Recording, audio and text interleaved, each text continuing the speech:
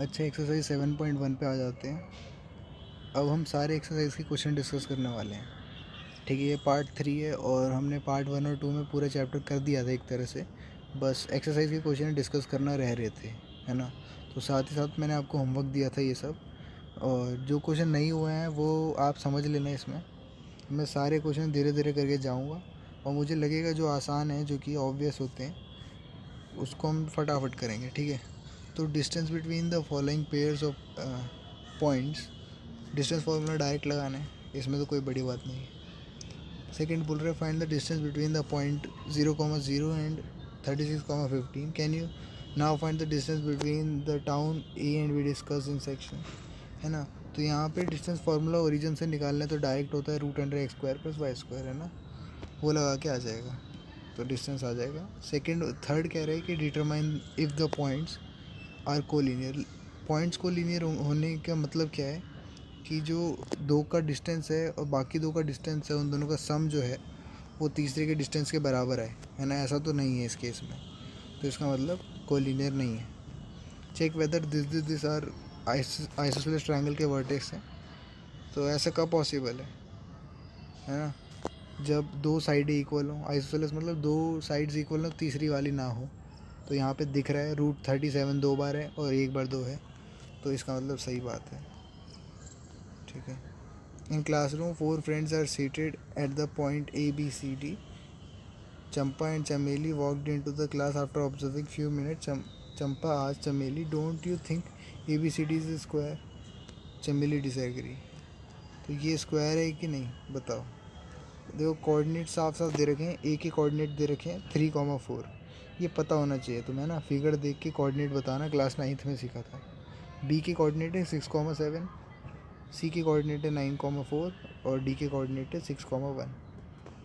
कैसे निकाला समझ में आ गया ना। बस एक्स को पहले लिखना है, वाई को बाद में। फिर उसके बाद क्या करना है, सबका डिस्टेंस फार्मूला निकालना है। तो पता लगा कि हाँ भाई, चंपा सही थी, चमेली गलत, है ना। Name the type of coordinator formed, किस तरह का कोऑर्डिनेटर बनेगा और बताने क्यों। देखो सारे के सारे साइड्स इक्वल हैं, फिर डायगनल्स भी निकाले, है ना। थोड़ा लंबा प्रोसेस है मगर समझ में आ जाता है। तो ये तो स्क्वायर हो गया जिसकी सारी साइड्स बराबर हैं और डायगनल्स तो इक्वल होते ही हैं। तो ABC कोलिनियर है ना।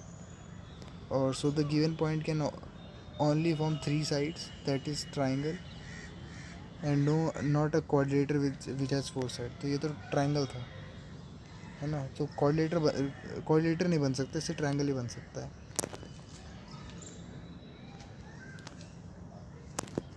लेट द पॉइंट, तो ये सारे पॉइंट्स हैं। इससे क्या बन रहा है, opposite side of this coordinator are same in length, however the diagonal are different length. इसका मतलब पैरेललोग्राम है ना। अपोजिट साइड तो इक्वल लेंथ के हैं मगर डायगोनल इक्वल नहीं है। ठीक है, इसके लिए तुम्हें क्लास 9th का फिर अगेन प्रॉपर्टीज ऑफ कोऑर्डिनेटर भी आने चाहिए, है ना। क्वेश्चन 7 कहते हैं find the point on the x axis which is equidistance from this and that. एक एक्स एक्सिस पे कोई पॉइंट होगा, उसका वाई कोऑर्डिनेट क्या होगा, 0 होगा, है ना। समझ में आ गया क्या करना है। हमें एक्स की वैल्यू निकालनी है, वाई की पता है, तो x,0 है। तो दोनों को इक्वेट कर देंगे, आंसर आ जाएगा हमारा। जब हम दोनों को इक्वल रख के सॉल्व करेंगे तो -7,0, है ना। Find the values of y for which the distance between point this and that is 10 unit. Again यहाँ पे क्या करेंगे, PQ को 10 यूनिट है ना, और वाई की वैल्यू निकालनी है। तो एक अननोन है, बाकी सब पता है हमें। तो वाई की वैल्यू या तो 3 आ जाएगी या -9 आ जाएगी, है ना। Q दे रखा है, इक्वी डिस्टेंस है P और R से, तो X की वैल्यू बताओ। तो Q से P का जितना डिस्टेंस आ रहा है वही हमारा Q से R का भी होगा। Q से P का निकाल के R में X की वैल्यू को रख दो, सिंपल था। अगला आते हैं, find the relation between x and y such that the point XY is equidistance from the point this that. अच्छा, यहाँ पे इक्वेट करना है, ठीक है। तो इक्वेशन बनेगी, देखो 3x + y - 5 = 0 आई। अब यहाँ पे ऐसा नहीं है कि x और y की वैल्यू पूछ रहे थे, ये इक्वेशन पूछ रहे थे जो कि हमने बना दी। ये एग्जांपल भी था ऐसा एक, है ना, याद हो तो। क्या था एग्जांपल वो, कि x = y - 2 ऐसा करके कुछ था, x - 2 = y, है ना। ध्यान नहीं मेरे को भी, मगर वहाँ पे मैंने समझा रखा था बढ़िया से। एक्सरसाइज 7.2 पे आते हैं, पेज नंबर 167 पे। Find the coordinate of the point. अच्छा, अब हमें 7.2 एक्सरसाइज में सेक्शन फार्मूला पढ़ा दिया गया था, है ना। तो अब सेक्शन फार्मूला लगाने, एम एन रेशियो दे रखे हैं, लगा के आंसर आ गया। Find the coordinate of the point of try section. Try section का बुक में भी एग्जाम्पल है और यहाँ पे तो समझ ही गए होगे, है ना। 2:1 में काटता है ट्राई सेक्शन, तो एम और एन की वैल्यू 2:1 हो जाएगी या 1:2 हो जाएगी, जिस हिसाब से तुम लोगे।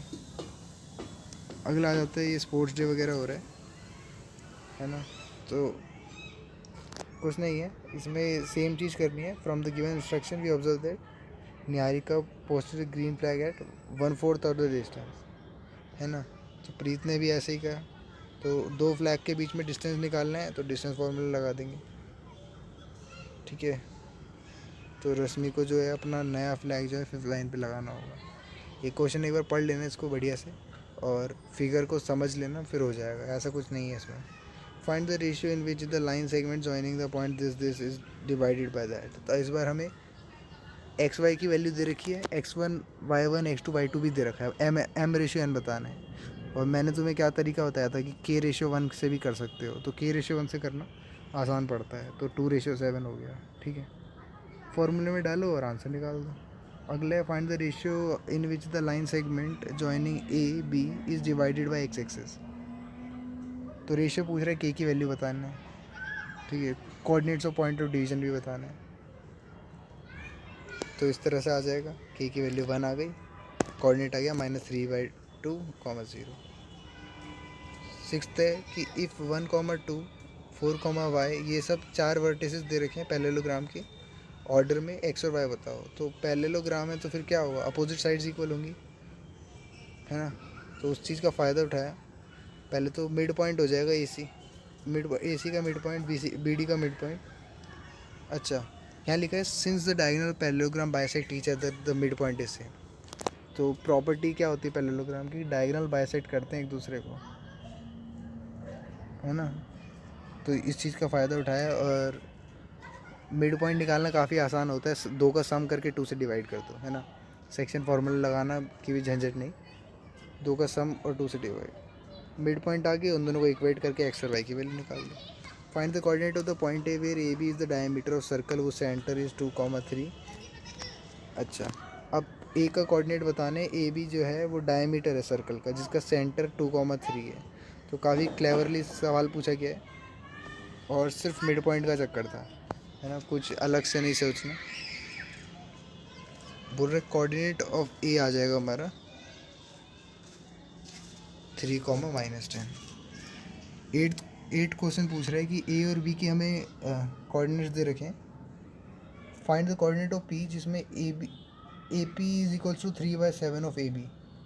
नहीं, यहाँ थोड़ा सोचना है कि ए बी जो है वो टोटल है, तो A P by A B जो है वो 3/7 है, यानी A P by P B कितना हो जाएगा, 3/4, है ना, क्योंकि टोटल तो 7 है। ये चीज़ समझना, फिर जाके सेक्शन लगाना। देखो यहाँ पे 3/4 लगाया, उसके बाद तो आंसर आ जाएगा, ठीक है। Find the coordinates of the point which divide the line segment joining A and B into 4 equal parts.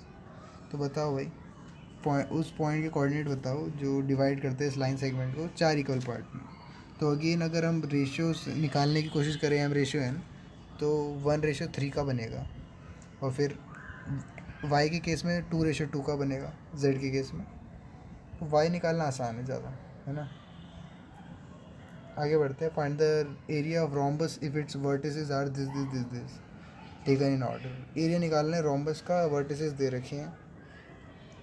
Area कैसे निकालते हैं भाई, अच्छा, रोम्बस होता है हाफ इंटू d1 × d2, किसी को याद हो तो, है ना। रोम्बस का एरिया निकालने का तरीका डायमीटर का प्रोडक्ट इंटू हाफ होता है, तो वही करेंगे, डायमीटर निकाल देंगे, है ना। उसके बाद हाफ से मल्टीप्लाई कर देंगे, हो जाएगा। तो ये था हमारा 7.2। 7.3 पे आते हैं, पेज नंबर 170 पे। 7.3 में हमने क्या सीख लिया था, एरिया ऑफ ट्रायंगल सीख लिया था।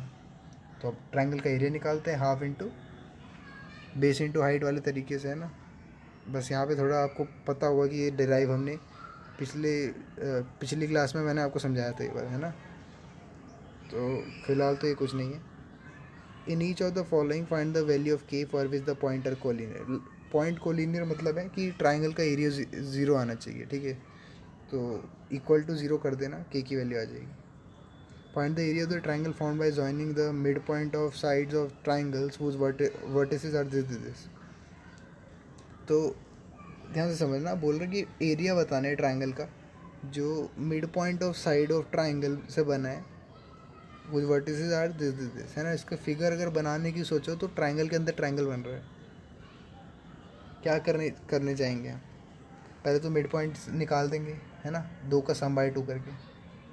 फिर वहाँ से हाफ इंटू बेस, मतलब half into x1 y2 minus y3, वो लंबा सा फॉर्मूला लगा देंगे, ठीक है। इस तरह से बनेगा कुछ। Area of ABC is 4 square unit, तो फिर देयरफॉर रिक्वायर्ड रेशियो क्या हो जाएगा, 1:4, है ना।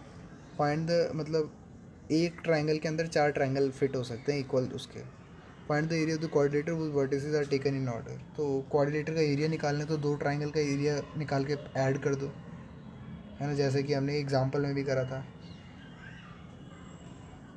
आगे बढ़ते हैं। You have studied in class 9 that the median of a triangle divide it into 2 triangles of equal area. तो मीडियन ये करता है एक ट्राइंगल को 2 ट्राइंगल में डिवाइड करता है इक्वल एरिया के।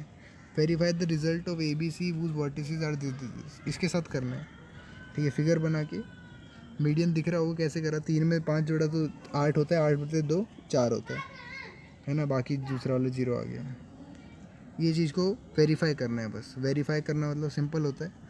यहाँ पे कोई सही गलत नहीं होगा, बस फॉर्मूला लगा के आंसर जो आएगा वो फाइनल आंसर के बराबर आना चाहिए, है ना। फिर 7.4 जो आ जाती है वो हमारी ऑप्शनल होती है, मगर समझने के पॉइंट ऑफ व्यू से समझ सकते हैं, ठीक है। तो determine the ratio in which the line this divide the line segment joining the point A and B. तो इसमें बोल रहे हैं कि एक लाइन सेगमेंट है हमारी ए और बी, और इस लाइन को काट रही है। अच्छा, ध्यान दो कि हमने जो एग्जांपल भी करा था अभी, उससे पहले क्वेश्चन भी करा था, उसमें इक्वेशन ऑफ लाइन निकालनी थी, है ना। इसमें हमें इक्वेशन ऑफ लाइन दे रखी है, तो अब क्या क्या चक्कर लगाएं। तो यहाँ पे क्या करेंगे, consider line this divide A B joining the 2 point this and that in k:1, ठीक है। मान लेते हैं k:1 में काट रही है, तो एक्स कोऑर्डिनेट ऑफ पॉइंट क्या हो जाएगा, x equal to 2 + 3k divide करेंगे k+1 से, है ना, -2 + 7k k+1 से, है ना। ये चीज़ पता है ना वो कैसे करेंगे, आगे पीछे करना है, वो क्रॉस, है ना। Substituting the value of x and y in the given equation. अब इक्वेशन को सेटिस्फाई करेगी इक्वेशन, ये तो डेफिनेट है ना, क्योंकि ये जो हमारी इक्वेशन है, क्या इक्वेशन है, 2x + y - 4 इक्वल टू 0 आने वाला है ना, तभी तो k की वैल्यू निकलेगी। यहाँ से k की वैल्यू जो आएगी, वो जितना भी रेशियो आएगा, जो भी फ्रैक्शन आएगा, वही हमारा रेशियो हो जाएगा, है ना। तो 2:9 आ गया। अच्छा क्वेश्चन था ये। Find the relation between x and y if the point xy 1,2 7,0 are collinear. तो अब x और y का रिलेशन बताना है। अच्छा, यहाँ पे एक इक्वेशन बनेगी अगेन, तो एरिया जो है 0 आने वाला है, फाइनल रिलेशन आ गया, ठीक है। Find the centre of circle passing through point this. अच्छा, 3 पॉइंट दे रखे हैं और तीनों ही नॉन कॉनकरेंट है, तो इसका मतलब एक ही सर्कल पास हो सकता है।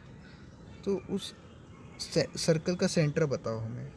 तो ये इसमें क्या तरीका लगाना है आपको, देखो ABC तो पता है, और O मान लेते हैं सेंटर है, तो फिर O जो होगा वो AB से, मतलब A से, B से, C से, तीनों से इक्वल डिस्टेंस पे होगा, क्योंकि रेडियस है ना।